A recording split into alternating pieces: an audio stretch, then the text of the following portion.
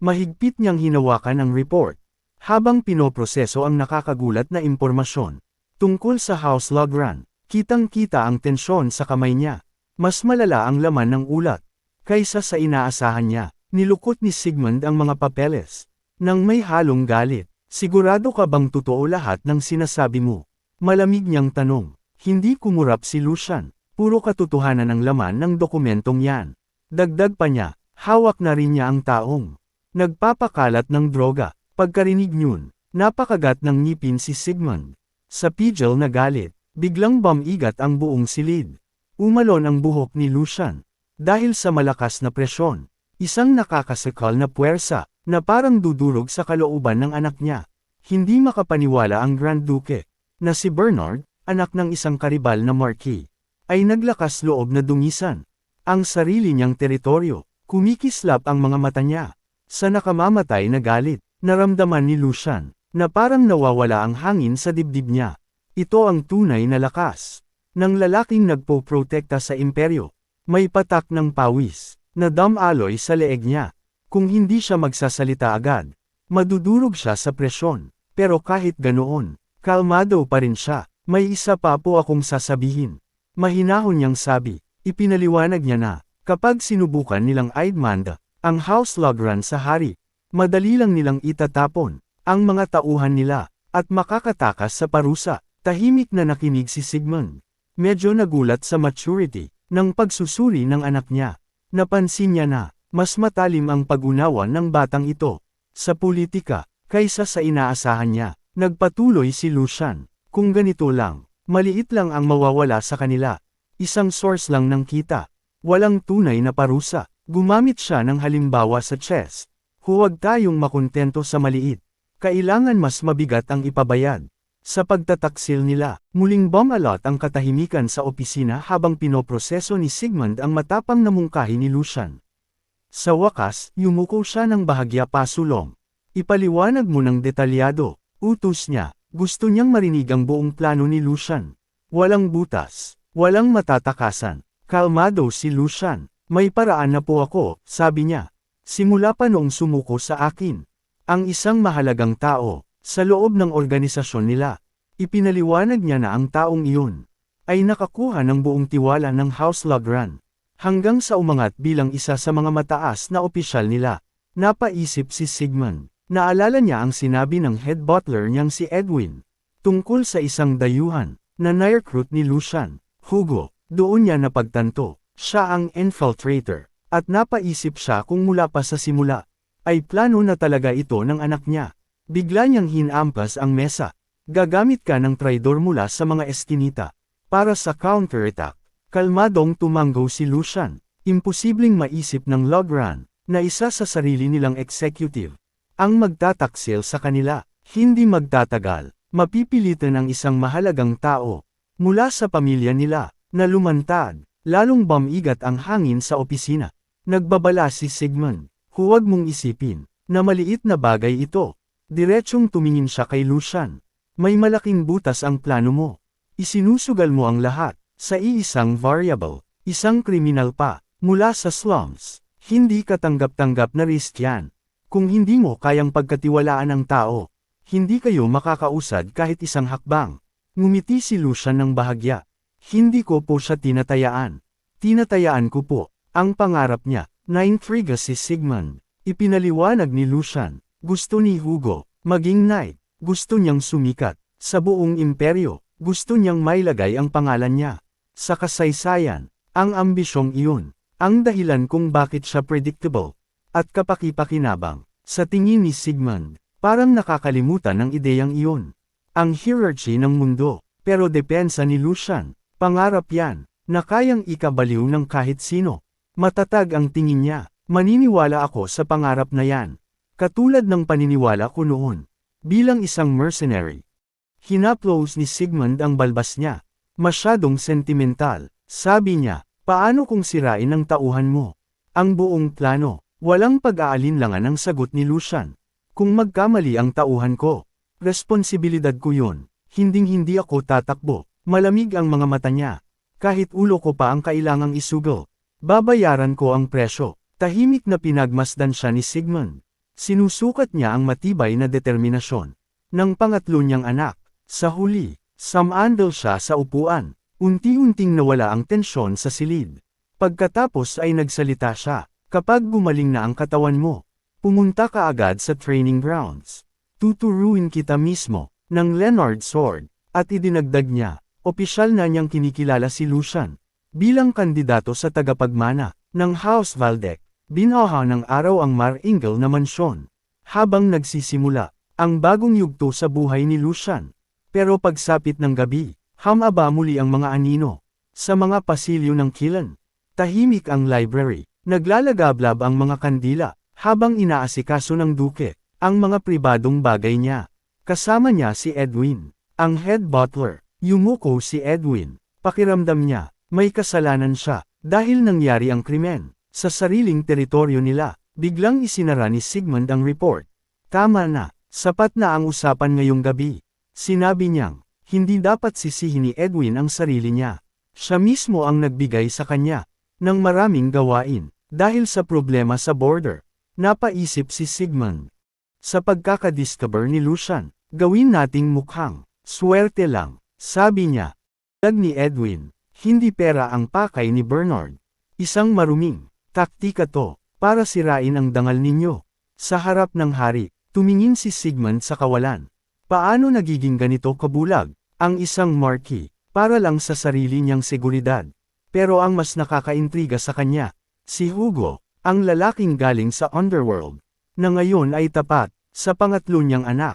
Ipinaliwanag ni Edwin na ang tinatawag na ruffian na iyon ay leader pala ng isang criminal organization na kahit ang underworld ay nirerespeto. Bulong ni Sigmund, iniisip niya ang epekto na dala ni Lucian sa teritoryo nila. Tahimik siyang nag-isip sandali.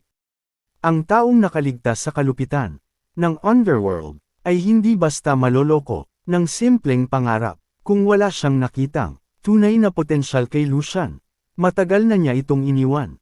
Ibig sabihin, nakikita ng kriminal na may leader sa batang iyon, na sulit pag-riskan ng lahat. Dahil sa ipinakitang kakayahan ni Lucian, nagpa siya si Sigmund na buksan ang daan para sa kanya, mas maaga kaysa sa orihinal niyang plano. Sumang-ayon si Edwin tungkol po sa guro sa espada. Walang pag-aalinlangan si Sigmund. Tatawagan ko si Sor Azan para siya mismo ang magturo kay Lucian. Bagamat nagulat si Edwin sa desisyon ng duke na ipatawag ang isang alamat sa espada, wala siyang nasabi. Si Sigmund mismo ay medyo nang hinayang na gambolin ang katahimikan ni Sor Azan, na matagal nang namumuhay ng mag-isa sa kabundukan. Pero alam niya, iisa lang ang taong kayang humubog sa napakalaking talento na tinatago ng anak niya. Sa isang bukas na bahagi ng kagubatan, bumagsak ang haligi ng enerhiya sa ibabaw ni Sor Azan. Habang nagme-meditate siya sa harap ng espada niya, parang hinihintay na ang simula ng bagong yugto. Gabi na sa marangyang mansyon ng Valdec. Pero hindi tahimik ang loob nito. Biglang may sumigaw sa pasilyo. Binasag ang katahimikan ng hating gabi. Si Hans iyon, umiiyak ng todo. Hindi niya matanggap ang balitang narinig niya. Hinahawakan niya sa balikat si Lucian Valdec. Paulit-ulit na tinatanong kung totoo bang opisyal na siyang candidate sa succession. Medyo naiinis na si Lucian sa drama. Hoy Hugo, pa-control nga to. Biglang may malaking kamay na humawak sa balikat ni Hans. Isang iglap, nakabitin na siya sa ere. Parang walang bigat. Si Hugo iyon. Tumigil ka nga sa kakaiyak. Kalmadong sabi niya, normal lang yan. Sa talent ni Young Master. Expected na yan. Napatigil si Hans, lalo na nang marinig niyang tinatawag siyang kanang kamay ni Lucian. Napaisip siya sa titulo. Kinabahan siya, pero may halong pride. Sa huli, napangiti siya ng malaki. Agad siyang nagyabang. Kahit ako ang pinakamatagal dito, marami pa rin akong matututunan kay Hugo. Habang hawak pa rin siya ni Hugo sa ere, pinagmamasdan sila ni Lucian. Sa isip niya, swerte siya sa 2 taong to. Bahagyang ngumiti ang batang noble, habang nakikita kung gaano sila kasando. Pagkatapos ay naging seryoso siya. Sa ngayon, sabi niya, kayo lang ang may alam ng totoo. Kumikinang ang mga mata niya, na parang may binubuong plano. Alam niya, bawat tao sa paligid niya, may sariling papel sa hinaharap. Alam niyang medyo duwag si Hans, Pero hindi iyon ang mahalaga. Ang mahalaga, ang loyalty niya. Hindi siya umaalis sa tabi niya. Kahit kailan, sa isip ni Lucian, si Hans ang magiging ideal administrator, ang taong hahawak sa lahat ng internal affairs ng teritoryo niya. Pagkatapos ay tumingin siya kay Hugo. Ang lakas nito, isang sandatang hindi dapat sayangin. Plano niyang gawing elite knight si Hugo, isang mandirigma na kayang ilabas ang buong potensyal. Sa battlefield, sa hinaharap, si Hugo ang magiging pangunahing espada niya, isang nakakatakot na presensya para sa kahit sinong kalaban. Alam ni Lucian na hindi dami ang kailangan niya. Kalidad, unti-unti na niyang binubuo ang sariling inner circle. Tandaan niyo, sabi niya, mula ngayon, lalong magiging mabigat ang lahat. Wala tayong pahinga. Parehong tumanggo sina Hugo at Hans. Handa silang sundan ang batang amo nila sa ambisyosong landas na to. Tanging sa tulong niyo, matutupad ang plano ko. Dagdag ni Lucian. Inilagay ni Hugo ang kamay sa dibdib. Hinding-hindi ko kayo bibigwin, young master. Si Hans naman, sumigaw ng puno ng sigla. Iwan niyo na sakin ang lahat ng maruruming trabaho. Bago sumikat ang araw, makikita ang training grounds ng mansyon. Tahimik ang paligid. Sa loob ng malaking gusali, nakasindi ang mga sulong na nagbibigay liwanag sa daan. Papunta sa main hall, nakatayo si Lucian sa gitna ng napakalaking silid. Mukha siyang maliit, kumpara sa laki ng lugar. Ipininikit niya ang mga mata, at huminga ng malalim. Unti-unting bumalik ang mga alaala ng nakaraan. Noong buhay pa siya bilang mercenary na si Jack, iisang bagay lang ang hinahanap niya. Ang lihim ng ancient martial arts. Hindi mabilang na gabi, ang ginugol niya sa labas. Naglalakbay sa buong kontinente. Isang layunin lang, ang makuha ang sword forms. Ang kaalaman, para maging tunay na malakas. Pinangarap niyang maabot ang advanced forms, ang pinakamataas na antas, na inaabot ng mga swordsman. Pero matapos sundan ang mga maling lead at lumang mapa, dumating ang realidad. Hindi niya nakuha ang hinahanap niya, ni hindi man lang niya nahawakan. Ang intermediate forms, na para lang sa mga captain ng knights. Ang nakuha lang niya, ay ang pinaka-basic na bersyon, na ginagamit ng mga noble apprentice. Para sa isang mercenary, kahit murang manual lang, ay parang biyayang galing sa langit. Mas masakit pa, makitang matalo siya, ng mga taong mas mahina sa kanya. Dahil lang may access sila, sa mas magagandang teknik. Ang katotohanan, hindi niya naprotektahan ang sariling squad niya, dahil sa kakulangan ng lakas. Isang tinag sa dibdib niya. Araw-araw siyang pinapahirapan ng alaala na yun. Pero ngayon, binigyan siya ng tadhana ng pagkakataon, na dati pinapangarap lang niya. Bilang opisyal na candidate ng House Valdec, may access na siya sa isang sword style, na higit pa sa kahit anong advanced technique. Sa wakas, may pagkakataon siyang matutunan ang legendary sword, Lionheart, ang teknik na iningatan ng pamilya nila. Sa loob ng maraming siglo, nai-excite si Lucian. Habang iniisip ang kapangyarihang makukuha niya kapag na-master niya ito. Pero biglang bumalik sa kanya ang realidad. Kinabahan siya, nagsimulang bumilis ang tibok ng puso niya. Habang iniisip ang unang training niya, sinubukan niyang pakalmeyan ang sarili. Pakiramdam niya, nananaig ang tensyon. Bago pa dumating ang instructor niya, ilang oras na siyang paikot-ikot. Mula pa madaling araw, pakiramdam niya, kailangan niyang may gawin. Para makontrol ang excitement niya, inilapat niya ang kamay sa sahig. Mas mabuting pakalmein ko muna ang isip ko. Nagdesisyon siyang mag-meditate at magpaikot ng mana. Bago magsimula ang lesson, habang nakapikit siya, naalala niya ang nakaraan niya bilang mercenary. Noon, napipilitan lang siyang magnakaw ng teknik, o pulutin ang pira-pirasong kaalaman, na walang maayos na sistema. Ngumiti siya ng bahagya, na pagtanto niyang, napakaswerte niya ngayon, ikalawang pagkakataon ito, at lahat ng resources, nasa harap na niya. Nakaupo siya sa gitna ng napakalaking training hall, isang lugar na puno ng kasaysayan at kapangyarihan. Mula sa itaas, ang katahimikan ng lugar, parang bumabalot sa konsentrasyon niya. Sa labas, maliwanag ang langit, lumilipad ang mga ibon, senyales ng panibagong araw. Para sa batang noble, bigla, may malaking anino, na bumagsak sa sahig na bato. Naputol ang katahimikan. Mula sa balkonahe sa itaas, nakatingin si Grand Duke Sigmund Valdec sa anak niya. Tahimik niyang sinusuri ang bawat galaw nito. Katabi niya, ang isang matandang lalaki na may puting balbas at matalim na mga mata. Pinagmamasdan nito ang meditation posture ni Lucian. Habang tinitingnan nila ang bata, naalala nila ang lumang Lucian. Ang mahina, takot na batang, laging naghahanap ng proteksyon, pero ang batang nasa harap nila ngayon ay ibang-iba na. Ang dating kahinaan, napalitan ng matibay na kalooban. Noong nakaraang gabi, sa isang pribadong pag-uusap, formal na hiniling ng duke sa matandang lalaki na maging sword instructor ng anak niya. Hawak ng matanda ang baso ng alak. Habang nagdadalawang isip, noong una, akala niya, wala ng pag-asa ang batang tagapagmana. Pero ipinaliwanag ni Sigmund, kung titignan ng mabuti, may kakaibang kakayahan. Ang batang ito, maaaring maging interesante, para sa isang alamat. Ang sanayin siya, tahimik na nakinig ang matanda. Kung ganito kalaki ang tiwala ng mismong Grand Duke, malamang, talagang kakaiba ang talento ng bata. Nagpatuloy ang usapan ng dalawang makapangyarihang lalaki sa anino ng gabi. Napagdesisyonan nila ang kapalaran ng training na magsisimula na. Bahagyang ngumiti si Sigmund. Hindi lang talento, sabi niya, ang mas nagulat ako ay ang mentalidad ng anak ko. Sinabi niya sa matanda na maiintindihan nito kapag nakita niya mismo ang performance ni Lucian sa kasalukuyan. Nakatingin mula sa itaas, ang matandang mandirigma, handa na siyang subukan ang determinasyon ng batang Valdec.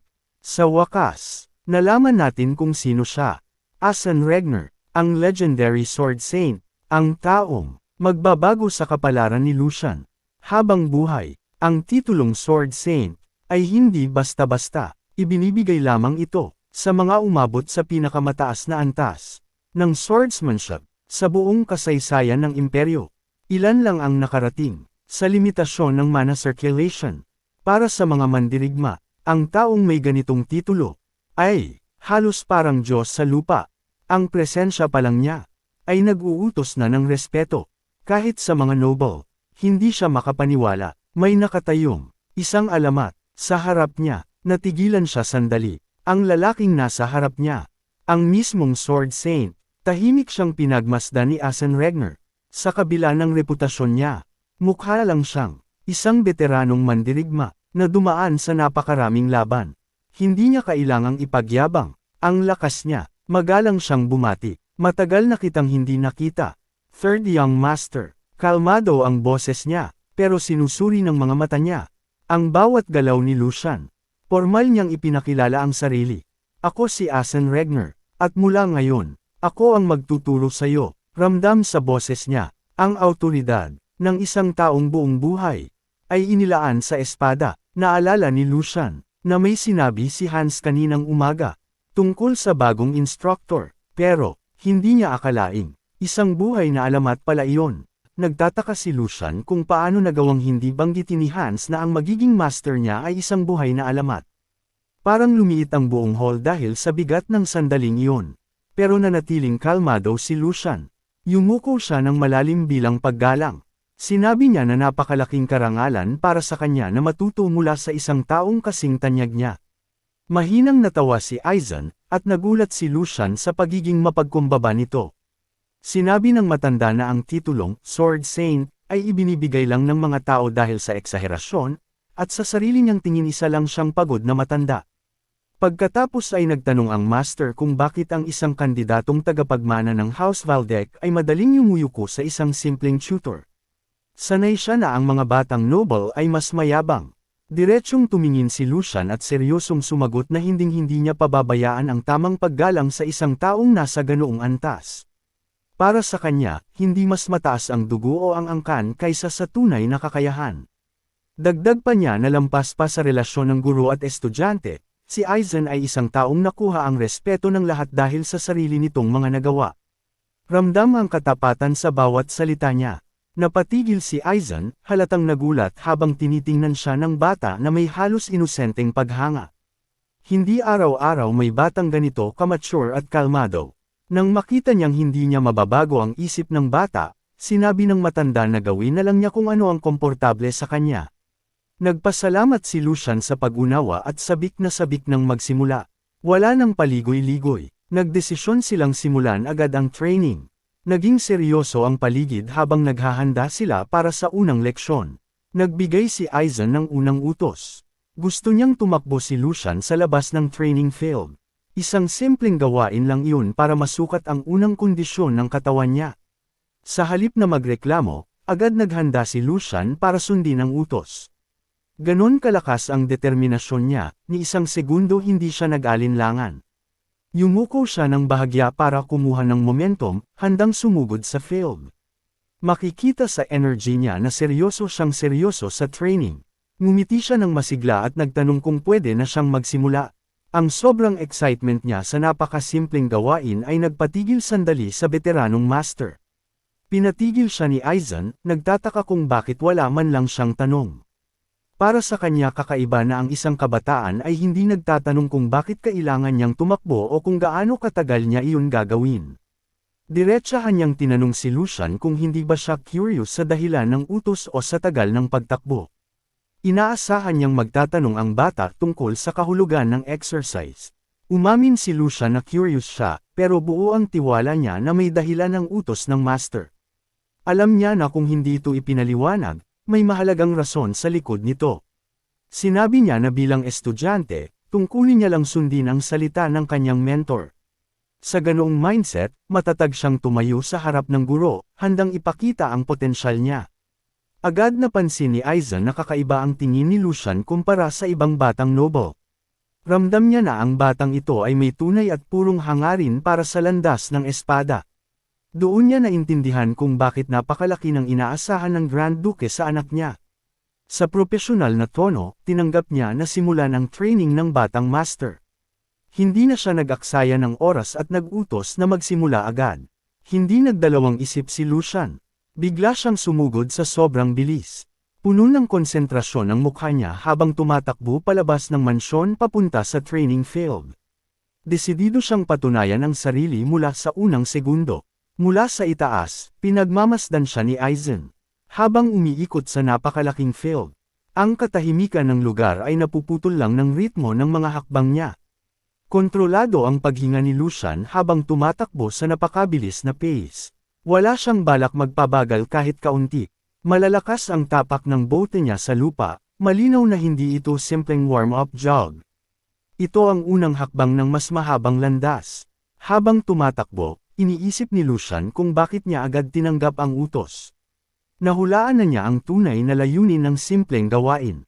Alam niyang sinusukat ni Aizen ang ugat ng kanyang determinasyon at potensyal. Hindi lang ito tungkol sa physical endurance, kundi kung hanggang saan siya handang umabot.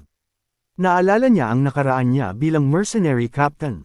Noon, ginagamit din niya ang ganitong paraan para subukan ng mga bagong recruit. Sa alaala niya, bumalik ang eksena sa isang maalikabok na stable noong mga araw ng digmaan. Para sa isang mercenary, ang unang attitude ang pinakamahalaga para mabuhay sa battlefield. Madalas siyang magbigay ng mga gawain na mukhang walang halaga sa mga mayayabang na baguhan. Nalilito ang mga ito kung bakit hindi agad sila binibigyan ng espada. Pero ang reaksyon at asal ng isang tao sa ganitong utos ay nagsasabi ng marami tungkol sa kinabukasan niya. Ang mga nagrereklamo ay bihirang tumagal sa grupo niya noon. Balik sa kasalukuyan, patuloy na tumatakbo si Lucian, na may parehong mindset. Naranasan na niya ito dati. Alam na alam niya kung ano ang gustong makita ng master niya. Sumulyap siya sandali sa terasa kung saan tahimik siyang pinagmamasdan ni Aizen. Alam niyang, bawat hakbang niya, ay sinusuri ng Sword Saint. Pakiramdam niya, na ipakita na niya ang tamang mentality. Sa mga sagot niya kanina. Ngayon, katawan naman ang susubukan. Sa puntong ito, tibay ng loob lang ang mahalaga. Lumabas ang kumpiyansang ngiti, sa mukha ni Lucian. Handa siyang itulak ang katawan niya. Hanggang sa limit, hindi ako titigil, bulong niya sa sarili. Kahit mawalan pa ako ng malay, handa siyang ibigay ang lahat, para ma-impress ang bagong mentor niya. Lumipas ang isang oras, biglang may napansin si Lucian. Nanlaki ang mata niya sa gulat. Tiningnan niya ang sariling mga kamay. Ha! Hindi siya pagod. Kahit kaunti, 1 oras siyang tumatakbo, na parang baliw, pero buo pa rin ang energy niya. Hindi mabigat ang paa niya. Sa halip, mas gumagaan pa ang katawan niya. Sa bawat ikot sa training field, mas dumadaloy ang galaw niya. Ang pagod, na inaasahan niyang darating, ay wala. Tuluyang nalito si Lucian. Ang tanging nagbago lang, sa routine niya, ay yung murang nectar, at ilang simpleng lakad. Hindi niya makapaniwala, na ganoon lang kasimple, pero ganito kalakas, ang epekto sa katawan niya. Sa di kalayuan, nakapamulsa si Asen, habang seryosong pinagmamasdan siya, hindi naman siya, mataas ang inaasahan, sa simpleng test na ito. Pero ang nakikita niya ngayon, ay ibang usapan. Tahimik niyang inamin sa sarili, na gusto lang niyang makita, ang basic condition ni Lucian. Pero ang nangyayari ngayon, walang sense. Tumatakbo ang bata, na walang kahit isang patak ng pawis. Ang paghinga niya, kasing kalmado, ng isang tahimik na lawa. Kahit isang veteranong knight, hirap gawin iyon. Nagdesisyon ang matanda, panahon na para makialam. May kakaibang ideya, ang pumasok sa isip niya. Posible bang, hindi lang meditation ang ginagawa niya? Natahimik ang buong training ground. Habang naglalakad si Asen papunta sa kanya, matatag ang hakbang niya, diretso ang tingin kay Lucian. Biglang may kakaibang pressure, sa hangin. Tumigil ka, agad na huminto si Lucian. Naguluhan siya, may mali ba sa test? Mabigat ang aura ni Asen. Habang iniisip ang nakita niya, lumapit siya. Third young master, sabihin mo sakin ang totoo. Ano ang ginawa mo kaninang umaga? Para pakalmayan ang katawan at isip mo. Diretsyong tanong niya, hindi ba meditation yun? Advanced circulation technique yun, di ba? Kalmado si Lucian, handa siyang sabihin ang totoo. Opo, sagot niya ng natural. Nag-circulation ako, pinakamagandang paraan iyon, para lumino ang isip. Pagkarinig niyon, may patak ng pawis, na damaloy sa mukha ni Asen. Tama ang hinala niya. At iyon mismo, ang nakakatakot. Pwede kitang suriin sandali, gusto kong makita, kung paano posible to. Huwag kang gagalaw, kahit gaano pa kakaiba, ang maramdaman mo. Inilagay ng Sword Saint, ang kamay niya sa braso ni Lucian. Biglang lumabas, ang bughaw na daloy ng mana. Sinusuri niya, ang internal channels ng bata. Damaloy ang enerhiya, sa pagitan nilang dalawa, at unti-unting, lumabas ang lihim, na halos hindi matanggap ni Asen. Tinitigan niya ang bata, na parang may nakita siyang hindi pa nakita ng mundo. Nagliliwanag ang mukha niya, sa bughaw na aura, hanggang sa dumating siya, sa isang nakakagulat na conclusion. Hindi lang nakahabol si Lucian, sa level ng circulation niya, nalampasan pa siya, naramdaman niya, na ang batang ito, ay nagbubukas, ng bagong, landas ng kapangyarihan, para sa sangkatauhan. Tinapos ni Asen Brightner, ang pagsusuri, unti-unti niyang binitawan, ang braso ni Lucian, parang nanigas siya sa kinatatayuan. Hindi pa rin niya ma-process, ang sobrang linas na mana, na naramdaman niya, tiningnan niya ang sariling mga palad. Pagkatapos ay tumingin kay Lucian. Lucian Valdec, mula kailan mo pa, naabot ang ganitong level? Tahimik lang si Lucian, kalmado ang mukha niya, kahit mabigat ang tensyon. Seryoso na ang mukha ng Sword Saint. Kailan mo naabot ang dulo ng circulation? Nagkunwari si Lucian, na hindi naiintindihan ang tanong. Pero umiling ang matanda, hindi mo na kailangang magsinungaling. Inilantad na ng katawan mo ang lahat. Inilarawan ng matanda ang enerhiya ni Lucian, na kasing linas ng bagong hulog na nyebe, sa isang walang bakas na kapatagan. Ayon sa kanya, ang daloy ng mana ni Lucian, ay kasing perpekto, ng isang gulong ng tubig, na umiikot ng walang tigil. Dagdag pa ni Asen Brightner, ang ganitong antas, ay karaniwang inaabot ng mga dekada ng paghihirap, bago maabot ng ibang mandirigma. Sa loob-loob ni Lucian, napangiti siya ng bahagya, mukhang totoo nga, ang kondisyon ng katawan niya, ay halos perpekto. Naalala niya ang training, na ginawa niya sa loob ng isip niya, at nagdesisyon siyang, itigil na ang pagpapanggap na mahina. Nagkunwari siyang nagulat, sa totoo lang, marami rin akong tanong, tungkol sa katawan ko. Sinabi ng matanda, na ang sagot sa mga iyon, ay kaya lang ibigay, ng isang taong nasa legendary level. Sa wakas, Umamin si Lucian. 1 buwan pa lang po. Akong nagpa-practice. Simula pa lang. Bukas na ang mana paths ko. Napatigil si Asen. Tuluyan siyang nanlumo. Ni sa pinaka-wild niyang imahinasyon. Hindi niya naisip na may ganitong bagay. Nagpatuloy si Lucian. Hindi ko po naramdaman yung mga blockage o sakit na sinasabi ng iba. Tumalikod ang matandang mandirigma. Tahimik siyang nagsalita. Ang level ng henyo mo, lampas sa inaasahan ko. Hamaba ang mga anino nila sa lupa. Habang hamihip ang hangin. Pagkatapos ay nagsalita siya muli. Pwede ba akong magsalita ng tapat? Huminga siya ng malalim. Tumingin siya diretso sa estudyante niya. At nagbigay ng alok na walang kapantay. Lucian, kaya mo bang talikuran ang apelyido mo at ang karapatan mong mamuno sa House Valdec? Huminto ang hangin. Naging mabigat ang katahimikan. Nanlaki ang mata ni Lucian. Ha, sir, nababaliw na ba kayo bigla? Kinabahan siya, at hinawakan ang dibdib niya. May problema ba sa katawan ko? May sakit ba ako? Agad siyang pinigilan ni Asen. Hindi, kabaligtaran. Punong-puno ng paghanga. Ang boses ng matanda. Ikaw ang sisidlan, na matagal nang hinihintay ng mundo. Ang potensyal ni Lucian Valdec ay napakalawak. Na ayon kay Asen, nakikita niya na ang lampas sa normal na limitasyon ng mana. Tinitigan siya ng matanda. Ang talento mo sa espada, hindi normal. Nanatiling nakatayo si Lucian sa ilalim ng malinaw na langit. Habang naririnig niya ang mga salitang kaya niyang maging susunod na Sword Saint, halos hindi niya maproseso. Ang ideya, ang antas na dati, ay parang alamat lang. Alam niyang espesyal ang katawan niya.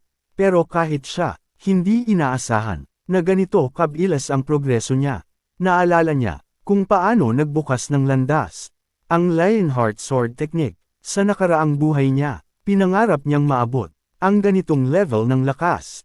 Ngayon, nasa harap na niya, napuno siya ng halo-halong emosyon. Habang nakatingin sa malayo, ang maabot ang tuktok ng espada ay parang isang agila na lumilipad sa ibabaw ng pinakamataas na bundok. Isang napakahirap maabot na pangarap. Pagkatapos ay nagtanong si Lucian, bakit kailangan kong pumili sa pagiging mandirigma o sa pagiging tagapagmana ng pamilya ko? Seryosong tumingin si Asen Brightner. Hindi mo kayang tahakin ang dalawang landas. Nang sabay, malungkot niyang inamin. Wala na siyang masyadong oras sa mundo. Kahit pinapanatili siyang malakas ng mana. Sa edad na 100 taon, ramdam na ng katawan niya ang bigat ng panahon. Kung gusto mong mamana ang lahat ng kaalaman ko, kailangan mong ibigay ang buong buhay mo sa espada. Naalala ni Lucian ang isang bagay sa orihinal na kasaysayan. Mamamatay ang Sword Saint pagkalipas ng 8 taon. Sandali siyang natuksong tanggapin, pero alam niya na malapit nang magbago ang mundo. Sa darating na kaguluhan, ang lakas lang ay hindi sapat. Ang mga nakaligtas sa giyera at pagtataksil ay yung may kapangyarihan ng pagiging noble. Mahigpit niyang kinuyam ang kamao niya. Ito ang pangarap niya noon. Pero kailangan niyang maging realistiko. Sa harap ng napakalaking mansyon, yumuko si Lucian. Pasensya na po, pero gusto kong manatiling isang Valdec hanggang sa huli. Nagpasalamat siya sa alok, pero matatag ang desisyon niya. Kahit gaano kalaking oportunidad ang tinatanggihan niya. Ibinaling ni Asen Brightner ang tingin niya pababa. Nakaramdam siya ng hiya. Anong iniisip ko? Nabulag siya sandali ng sariling pagnanasa. Inamin niya ang totoo. Gusto lang niyang mag-iwan ng pamana sa mundo. Sa pamamagitan ng talento ng batang ito. Sandaling nanahimik si Lucian. Hinayaan niyang dumaan ang hangin sa pagitan nilang dalawa. Pagkatapos ay nagtanong siya, Master, kung may lumitaw na kasing talento ko, anong gagawin niyo? Napatingin sa kanya si Asen. Napansin niyang ang kumpiyansa ng batang ito ay halos arrogant na. Nag-isip si Lucian. Alam niyang may iba pang henyo sa mundong ito. Sa isip niya, lumitaw ang imahe ng isang napakalakas na swordsman. Ngumiti siya ng bahagya. Sa isip niya, malinaw sa tingin ni Lucian na hindi niya balak makihati ng pwesto sa ilalim ng araw. Sa kabilang banda, malinaw ang langit sa ibabaw ng mansyon habang sumasayaw ang mga dahon sa hangin ng hapon. Biglang nabasag ang katahimikan ng training grounds dahil sa malakas na tunog ng mga kabayo. Si Joshua Valdec, Ang ika-4 na anak, ay abala sa pagsasanay ng horseback riding. Makikita ang elegante at kontrolado niyang galaw habang pinapatakbo ang kabayo. Bigla, may isang taong tumatakbo papunta sa kanya mula sa malayo. Ang mayordomo ni Joshua ay dumating na hinihingal. May dala itong balita tungkol sa ikatlong anak ng pamilya. Agad hinayla ni Joshua ang renda ng kabayo, pilit itong pinahinto sa harap ng mayordomo. May halong paghamak sa boses niya. Totoo ba yung mga kalokohang kwento tungkol sa kapatid ko? Nang kumpirmahin ng mayordomo, dumilim ang mukha ng binata. Hindi niya matanggap na ang tanga niyang kapatid ay isa ng opisyal na kandidato sa succession. Agad siyang bumaba sa kabayo. Halata ang inis niya sa biglaang pag-angat ni Lucian. Ipinaliwanag ng mayordomo na hindi lang isinama ng Grand Duke si Lucian sa linya ng tagapagmana. Nagsasanay pa raw ito ngayon kasama ang Sword Saint. Pagkarinig niyon, nagliyab ang galit ni Joshua. Hindi niya matanggap ang ideya na may makala lamang sa kanya. Kinuyam niya ang mga ngipin. Para sa kanya, isa lang si Lucian sa mga hadlang na kailangang alisin sa daraanan niya. Sumigaw siya sa galit. Natakot siya na baka magsimulang pansinin ng mga political faction ang bagong talento ng pamilya. Nahulog ang puting panyo sa lupa. Parang hudyat ng pagsisimula ng bukas na alitan sa loob ng pamilya. Galit na nagreklamo si Joshua sa mayordomo. Sana hindi na lang lumabas sa kwarto yang pesteng yan. Sinubukan siyang pakalmayan ng mayordomo. Please, young master, kontrolin niyo po ang sarili ninyo. May reputasyon kayong dapat panatilihin. Pero binaliwala lang iyon ni Joshua. Kumukulo ang dugo niya sa ideya na tatawagan niyang kapatid ang taong kinamumuhian niya. Kinagat niya ang guwantes niya habang nakatingin ng may nakakatakot na intensyon. Desidido siyang gumawa agad ng hakbang. Namumula ang mata niya sa galit habang iniisip kung paano niya ipapahiya si Lucian. Nagdesisyon si Joshua Valdec, panahon na raw para bigyan si Lucian ng isang hindi malilimutang welcome. Isang training duel. Namutla agad ang mayordomo nang marinig ang utos. Inutusan siyang magdala ng 2 tunay na espada na matalas. Hindi kahoy, hindi practice swords. Gusto ko tunay na blade, malamig na sabi ni Joshua. Isang totoong laban. May masamang ngiti siyang lumitaw. Turuan ko siya na wala talagang nagbago sa pagitan naming dalawa. Samantala, sa harap ng Sword Saint, may sinabi si Lucian na hindi inaasahan. Tinanong niya kung ano ang mangyayari kung may ibang kandidato para sa legacy ng Master. Inamin niya na baka matagalan bago mahanap ang taong iyon. Pero sinabi niyang sobrang sulit iyon. Tahimik siyang tiningnan ni Sir Aizen, seryoso ang mukha. Medyo kakaiba ang mungkahi ng bago niyang estudyante. Nagpatuloy si Lucian, kumpiyansa ang boses. Inilarawan niya ang isang tao na may talentong kayang mag-iwan ng marka sa loob ng mga siglo. Saglit na nanahimik ang matanda habang iniisip ang sinabi ng batang halos wala pang karanasan sa mundo ng espada. Sa wakas nagsalita siya, "Pasensya ka na, hindi ko sinasadyang ilagay sa balikat mo ang ganoong kabigat na responsibilidad." Ngumiti siya ng bahagya, "Kalilimutan na natin yun. Mag-focus ka na lang sa sarili mong landas." Nagpasalamat si Sir Aizen sa intensyon ni Lucian, pero nilinaw niyang wala siyang planong umanap ng ibang tao sa ngayon. Ibinaba ni Lucian ang tingin niya. Napagtanto niyang baka mukhang kalokohan lang ang sinabi niya para sa isang taong nasa ganoong antas. Natural lang na ang isang alamat ay hindi papansin sa payo ng isang baguhang kakasimula pa lang. Pero biglang nagbago ang ekspresyon niya. Lumabas ang kumpiyansang ngiti sa mukha niya. Makikita niyo rin po, sa sarili ninyong mga mata. Hindi magtatagal. Habang naghahanda si Lucian, napaisip siya. Kung ang katawan niya ang perpektong sisidlan, siguradong may taong may banal na talento para punuin iyon. Naalala niya ang nakaraan niyang buhay. Noon, sobrang pangkaraniwan lang ng katawan niya. Halos hindi niya kayang hawakan ng maayos ang espada. Ang kaya lang niyang gamitin ay magaspang at hindi elegante na mga teknik para mabuhay sa battlefield. Malupit ang mga panahong iyon. Dumadaloy ang dugo ng walang tigil. Bawat galaw ay usaping buhay o kamatayan. Direkta at brutal ang mga atake niya, binabasag ang depensa ng mga knight nang walang kahit anong ganda ng estilo. Pero may isang tao noon na parang mismong embodiment ng espada. Isang taong kayang lipulin ang buong hukbo gamit lang ang talento. Parang multo siyang gumagalaw sa gitna ng mga bangkay.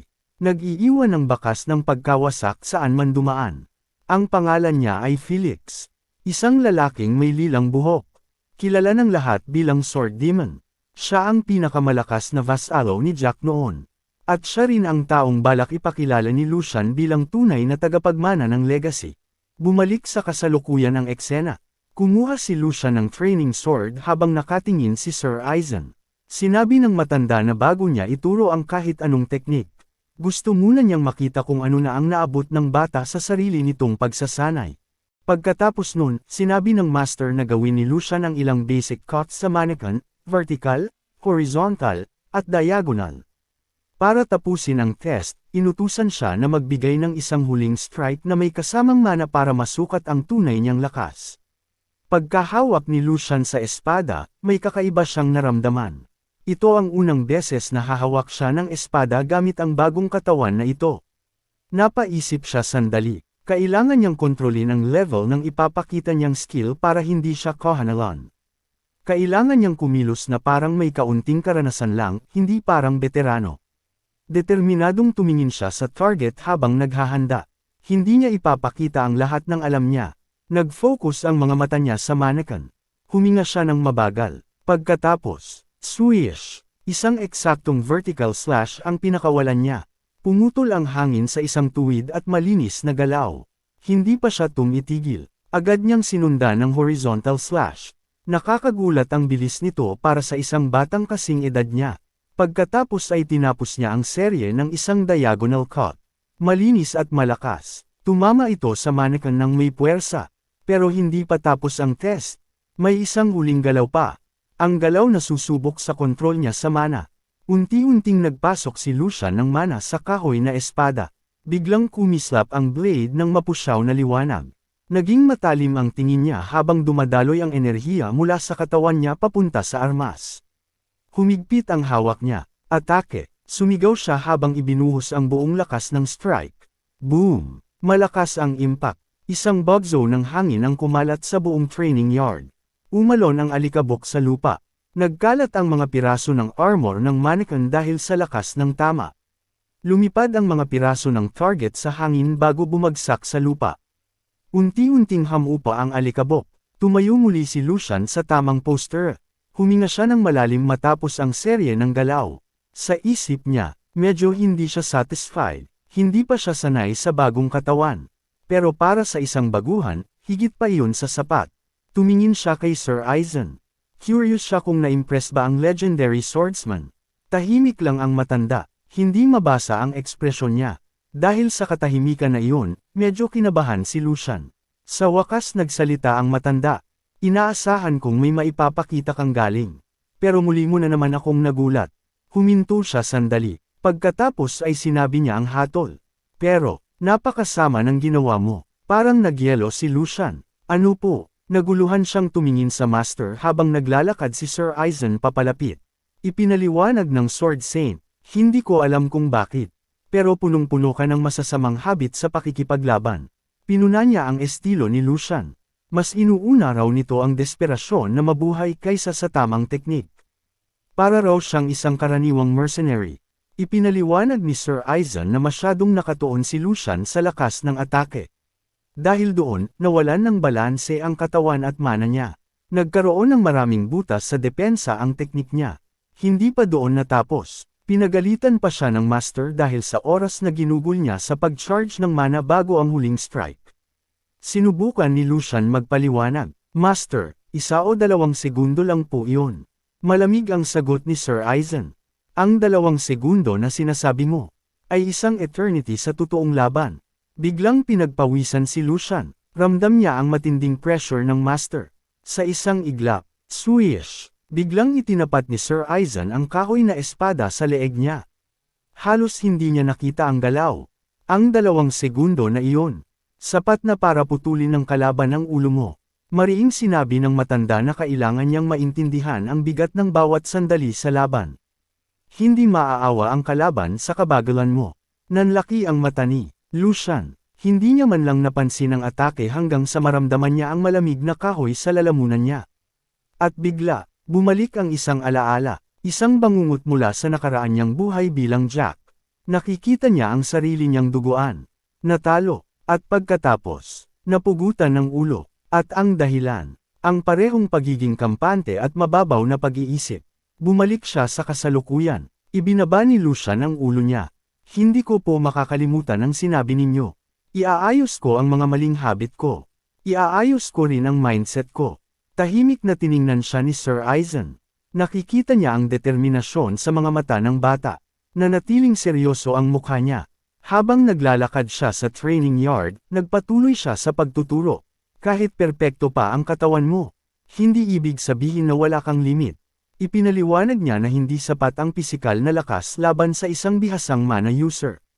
Para mailabas ang tunay na kapangyarihan ng espada, kailangang magkaisa ang internal energy at physical force sa isang maayos na daloy. Para ipakita iyon, hinanda ni Sir Eisen ang sarili niyang strike. Kumislap ang espada niya sa matinding mana. Tiningnan niya ang mannequin na nakatayo pa. Ito ay reinforced para makatiis ng malalakas na tama. Isang mabilis at natural na galaw. Slash! Sa isang iglap, sumabog ang mannequin sa napakaraming piraso. Naging ulap ng kahoy at alikabok ang paligid. Nanatiling nakatayo si Sir Eisen. Tahimik, habang nakatitig si Lucian sa nangyari. Yan, ang tunay na landas ng espada. Iyan ang tatahakin mo mula ngayon. Lumipas ang ilang araw mula nang magsimula ang formal na training ni Lucian Valdec. Sumisikat ang araw sa ibabaw ng napakalaking mansyon, at mula pa lang sa umaga maririnig na ang tunog ng mga kahoy na espada na nagbabanggaan.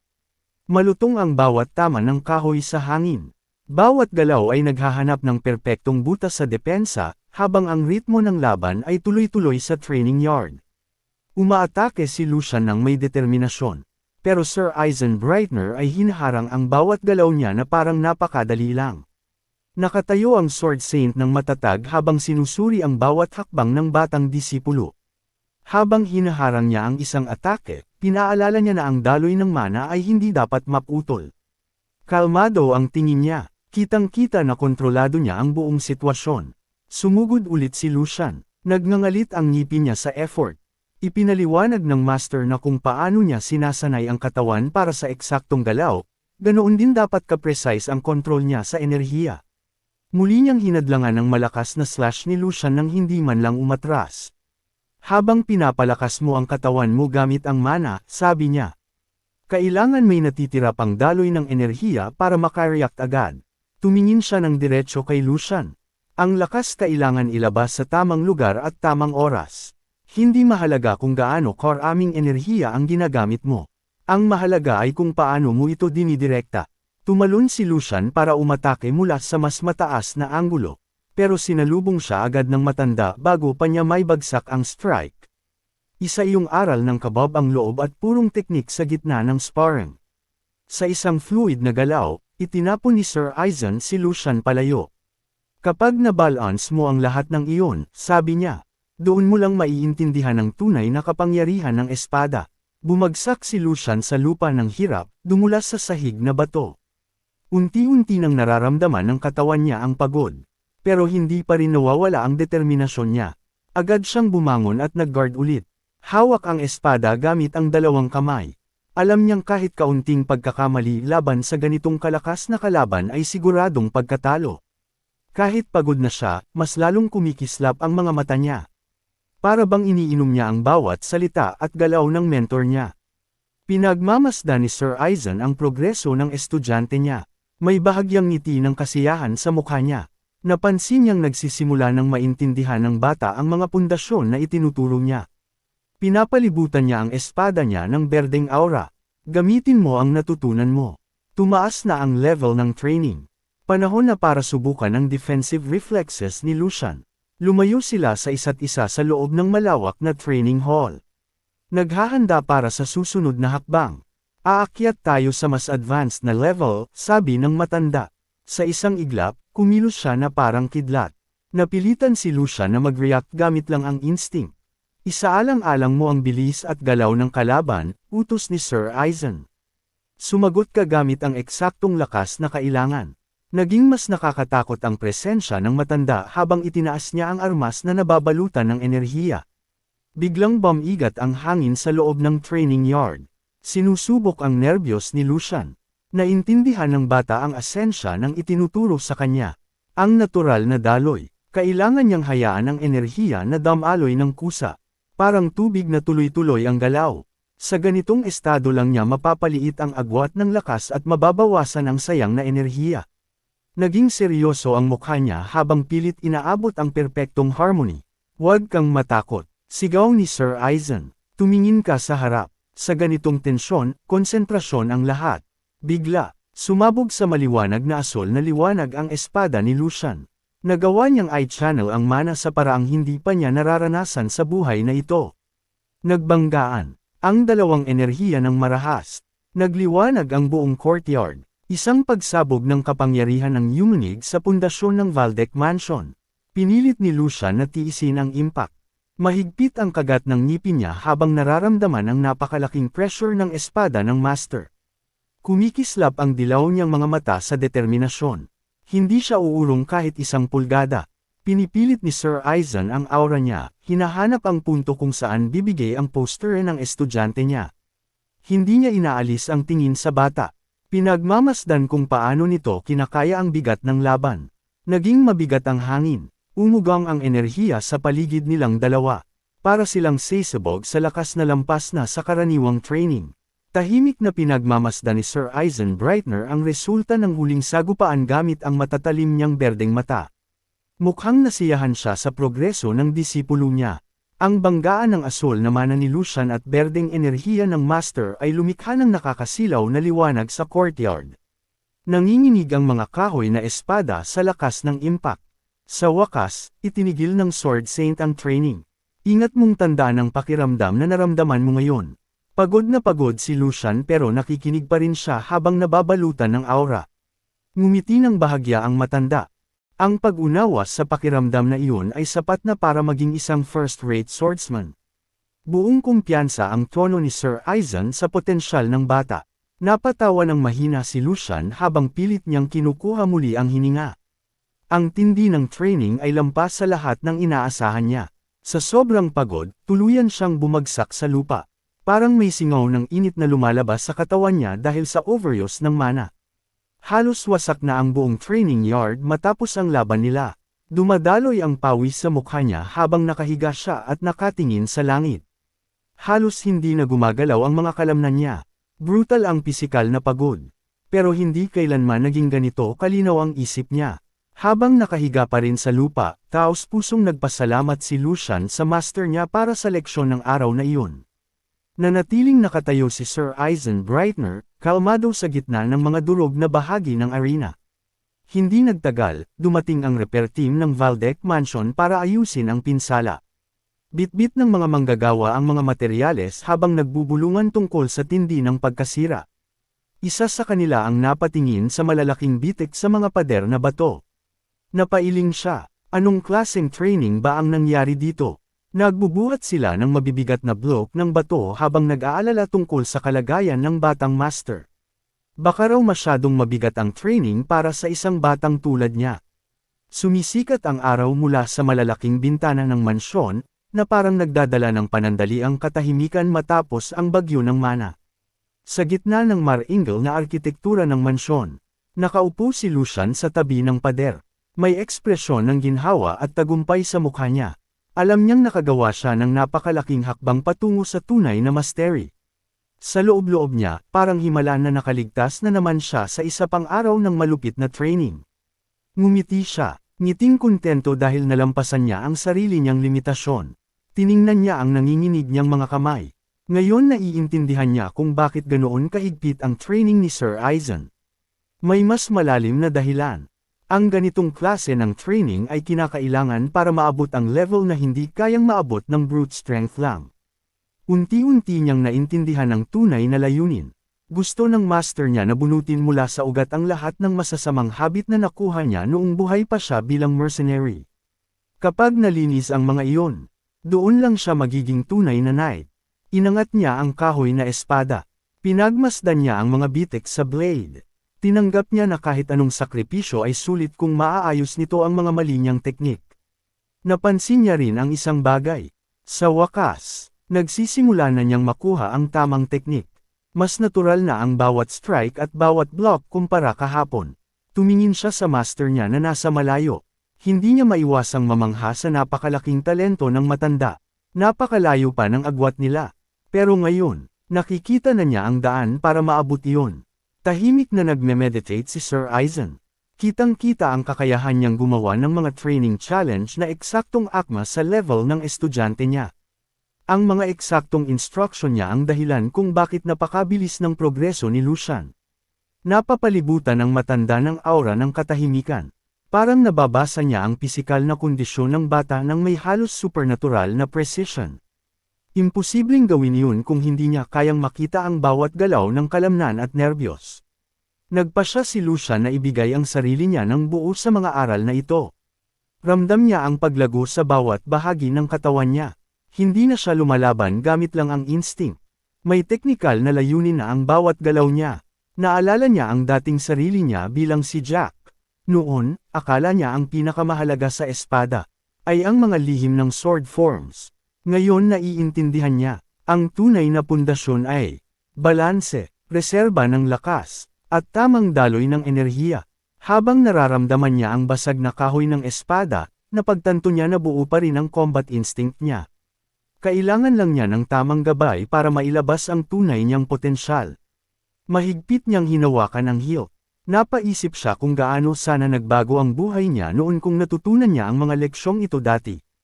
At dahil doon, isang lumang alaala mula sa buhay niya bilang Jack ang muling bumalik. Isang alaala ng laban niya laban sa isang kabalyerong may nakakatakot na presensya. Humahampas ang hangin habang nagkakatitigan ang dalawang mandirigma. Lumitaw ang isang madugong ngiti sa mukha ni Lucian. Kumikislap ang mga mata niya sa matinding pulang liwanag habang isang instinct ng pagwasak ang sumagi sa isip niya. Sa imahinasyon niya, muli siyang sumugod sa kabalyero ng walang pigil na galit, hinahanap ang kahit pinakamaliit na butas sa perpektong depensa nito. Parang banggaan ng dalawang kalooban na lumalagpas sa oras. Isang laban na sumasalamin sa matinding pagnanais niyang malampasan ang sarili. Sa isip niya, umaalingaw ang tunog ng bakal na nagbabanggaan. Naalala niya ang brutal na paraan ng pakikipaglaban na dati niyang ginagamit bilang mercenary. Lumilipad ang mga spark habang nagkakatitigan ang dalawang mandirigma sa mapanganib na duel na iyon sa kanyang imahinasyon. Biglang bumalik sa realidad si Lucian. Naupo siya sa lupa habang hawak pa rin ang kahoy na espada. May halong paggalang at frustration ang nararamdaman niya. Sa loob-loob niya, nanghihinayang siya. Hindi man lang siya nakapagpalitan ng kahit ilang totoong strike sa master niya. Napailing siya, halatang hindi kontento. Pakiramdam niya ay medyo nakakahiya na doon nagtapos ang training nila ngayon. Alam niyang napakalayo pa niya para umabot sa antas ng isang sword saint.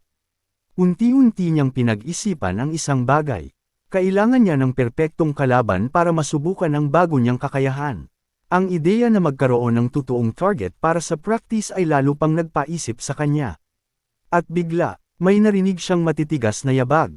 Naputol ang iniisip niya. Agad siyang naging alerto nang maramdaman niyang may paparating sa training yard. Sa mismong sandaling iyon, lumitaw si Joshua Valdec, ang ika-4 na anak ng pamilya. May dala pa rin siyang pamilyar na aura ng pagiging mataas ang tingin sa sarili. Kasunod niya ang kanyang mayordomo. Tiningnan ni Joshua ang magulong training yard. May halong pag-uusisa at paghamak sa kanyang mukha. Samantala, tiningnan lang siya ni Sir Aizen nang walang pakialam. Nagbigay si Joshua ng pilit na pagbati sa matanda. Nagkunwari pa siyang nag-aalala. Kamusta po kayo nitong mga nakaraang panahon, Master? May maliwanag siyang ngiti, pero halatang puro pagpapanggap lang. Ipinakilala pa niya ang sarili sa Sword Saint bilang isa rin umanong disipulo. Halatang gusto niyang makuha ang atensyon ng Master. Ni hindi niya pinansin ang presensya ni Lucian. Tahimik lang na nakaupo si Sir Aizen sa lupa. Malamig ang boses niya nang magsalita. Ano ang dahilan ng bigla mong pagpunta? Nanatiling elegante ang posture ni Joshua kahit ramdam niyang walang interes ang matanda. Ipinaliwanag ni Sir Aizen na kasalukuyan niyang tinuturuan ang ikatlong young master. Kung may kailangan daw ito, mas mabuting bumalik na lang siya sa ibang oras. Pero agad sumagot si Joshua. Hindi na po kailangang ipagpaliban. Sa gilid, nagsimulang pagpawisan ang mayordomo ni Joshua. Pinunasan niya ang mukha gamit ang panyo habang tumitindi ang tensyon sa lugar. Alam niya, malapit nang gumawa ng gulo ang batang amo niya. Lumabas ang isang mapanlinlang na ngiti sa mukha ni Joshua. Kinumpirma niya na hindi aksidente ang pagpunta niya. Halata sa kanyang mayabang na kilos na may tiyak siyang pakay. Dahil nagdesisyon ang kapatid ko na mag-training, sabi niya. Bilang nakababatang kapatid na nauna ng matuto, nais ko siyang tulungan. May bahid ng pagmamaliit ang tono niya. Nag-alok siya na raw ang magbantay sa progreso ni Lucian. May kumpiyansang ekspresyon si Joshua habang diretsyong tinanong si Lucian. Ano sa tingin mo? Sigurado siyang matatakot ang kapatid niya sa inaakala niyang superior na skill. Humigpit ang hawak ni Lucian sa hilt ng espada. Isang alon ng excitement ang dumaan sa kanya nang makita ang kapatid. Ito mismo ang hinahanap niyang pagkakataon. Isang mapanirang ngiti ang lumitaw. Sa labi niya, parang mandaragit na nakakita ng prey. Sa loob-loob niya, halos nagdiriwang siya. Dumating ang perpektong kalaban sa mismong sandaling kailangan niya ito. Handa si Lucian na ipakita kay Joshua kung sino talaga ang may control sa training yard na ito. Sa gitna ng training yard, bumigat ang atmosfera dahil sa pagdating ng ika-4 na anak ng pamilya. Kumilos si Joshua na parang kalmado lang.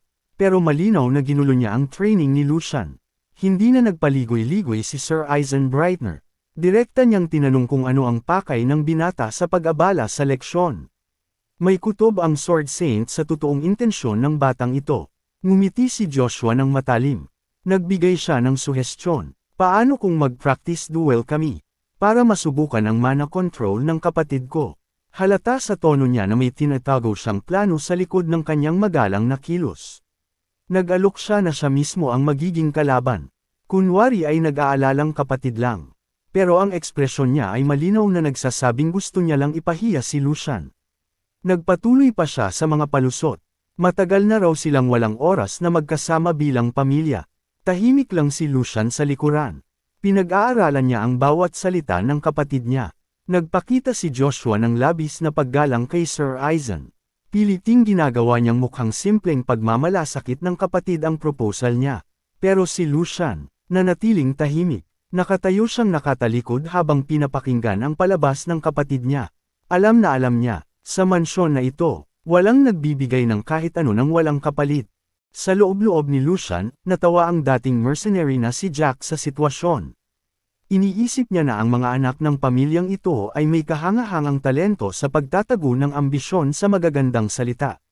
Sumulyap siya kay Joshua. Sa isip niya, kinwestiyon niya ang sinasabing pagnanais nitong tumulong. Para sa kanya, malinaw na hindi mabuti ang pakay ng kapatid niya.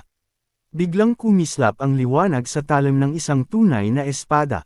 Doon niya napansin ang tunay na intensyon ng hamon. Napansin ni Lucian na balak ni Joshua na makipaglaban ng seryoso sa isang taong 1 linggo pa lang nagte-training. Napaka-obvious ng plano, halos parang inosente na sa sobrang halata. Alam niyang iisa lang ang layunin ni Joshua. Durugan siya sa harap ng Sword Saint para masigurado ang sariling posisyon sa pamilya. Nanatili si Joshua na may ngiting puno ng kumpiyansa. Sigurado siyang kontrolado niya ang lahat. Ginagamit niya ang dahilan ng pagiging magkapatid para makalusot sa balak niya. Tahimik na pinagmamasdan ni Sir Aizen Brightner ang eksena. Sinusuri niya ang tensyon sa pagitan ng dalawang kabataan. Alam niyang kung papayagan niya ang laban na ito, magkakaroon ito ng malaking epekto. Sa isip naman ni Lucian, may hinala siya.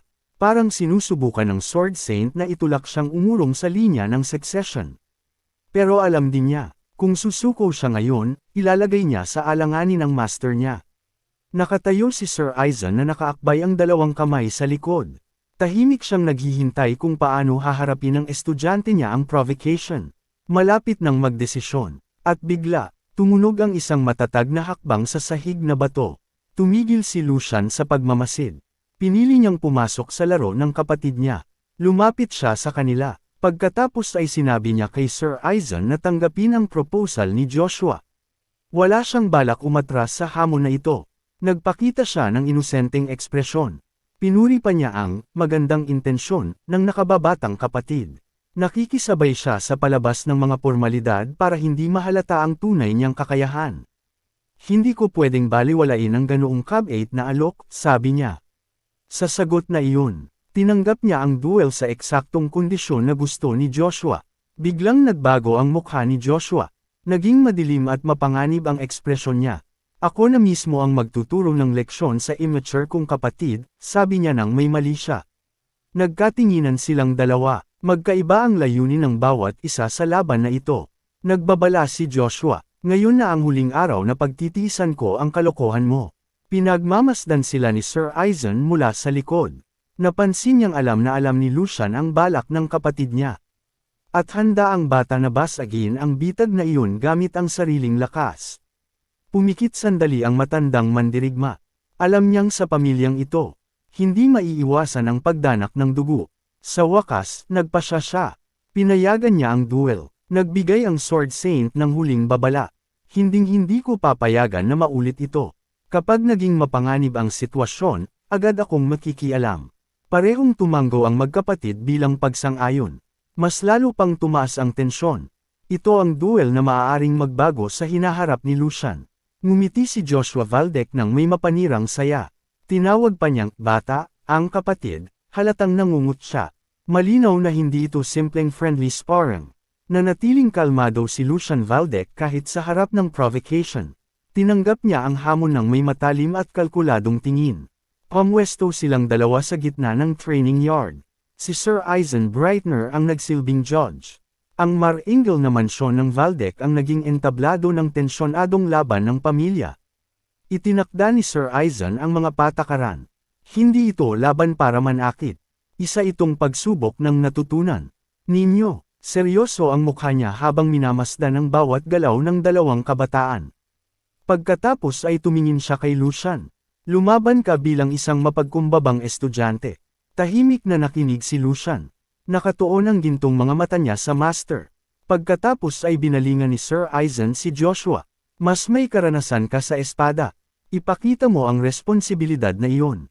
Ibinaling ni Joshua ang tingin. Mahigpit niyang kinuyam ang kamao dahil sa pagkainip. Siguraduhin ninyong hindi mapapahiya ang pangalan ng House Valdec. Dagdag pa ng Sword Saint. Parehong naghanda ang dalawang binata. Ang mga kamay nila ay malapit sa hilt ng espada. Sa hudyat ni Sir Aizen. Sabay nilang hinugot ang kanilang mga armas. Umalangaw-ngaw ang tunog ng metal sa buong courtyard. Iyon ang simula ng kanilang duel. Nagharap sila. Sinusukat ang distansya sa loob ng training circle.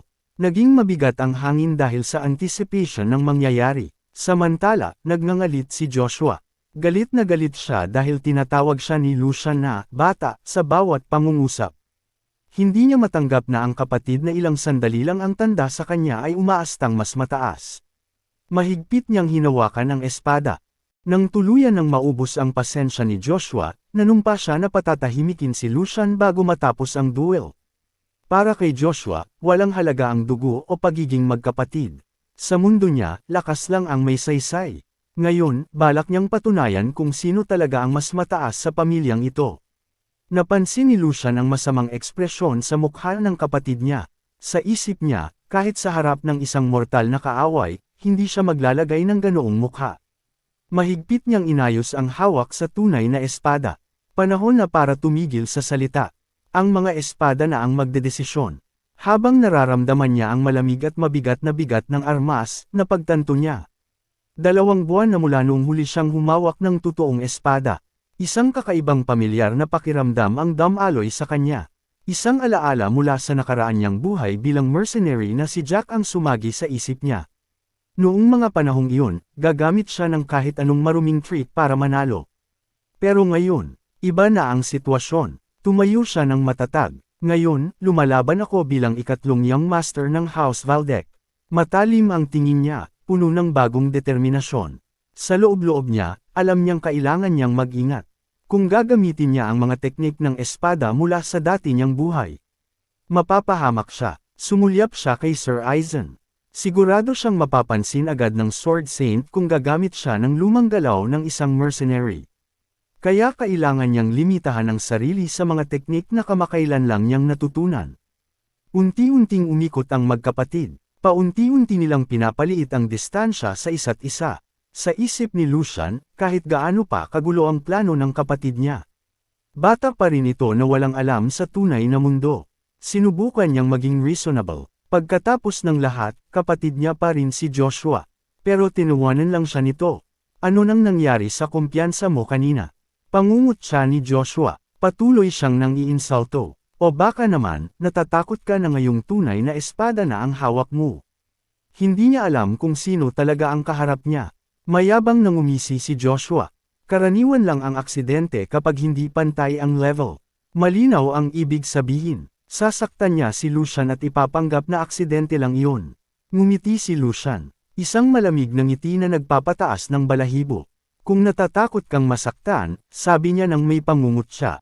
Baka mas mabuti pang kahoy na espada ang gamitin natin. Sa sandaling iyon, tumigil na si Lucian sa pagiging reasonable. Para sa kanya, ang matigas na ulo na nakababatang kapatid ay may iisang gamot lamang. Isang matinding bogbog. Naging nakakatakot ang ekspresyon niya habang naghahanda siyang lumaban ng seryoso. Nagngangalit si Joshua, mahigpit niyang kinagat ang ngipin sa galit. Hindi niya matanggap na si Lucian, ang taong kinamumuhian niya, ay tretuhin siya ng may ganoong pagmamataas. Walang pagdadalawang isip, sumugod siya, sumipa ang alikabok sa lupa habang mabilis niyang pinapalapit ang distansya. Ang unang galaw niya ay puno ng agresyon. Hindi siya nagpipigil. Sunod-sunod niyang pinakawalan ng mga atake. Ang espada niya ay naging parang isang blur ng metal sa hangin. Ang lakas ng charge niya ay naglabas pa ng shockwave sa buong training yard. Kumikislap ang mga mata ni Joshua sa mabangis na determinasyon. Balak niyang pagsisihan ni Lucian ang mga sinabi nito. Buong puso niyang gustong durugan ang kapatid niya sa duel na ito. Samantala, agad nag-guard si Lucian. Napagtanto niya na mas mahirap turuan ng kapatid niya sa ilalim ng mga restriction na ito kaysa inaasahan niya.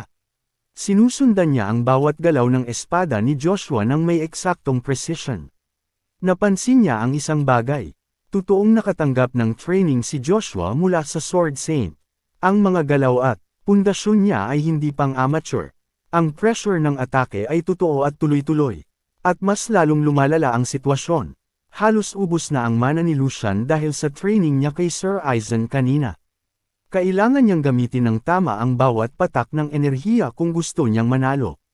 Pero may napansin siya, kulangan si Joshua sa tunay na karanasan sa laban. At dahil doon, madali siyang mahulog sa simpleng provocation. Iyon ang kahinaan na balak samantalahin ng veteranong mercenary.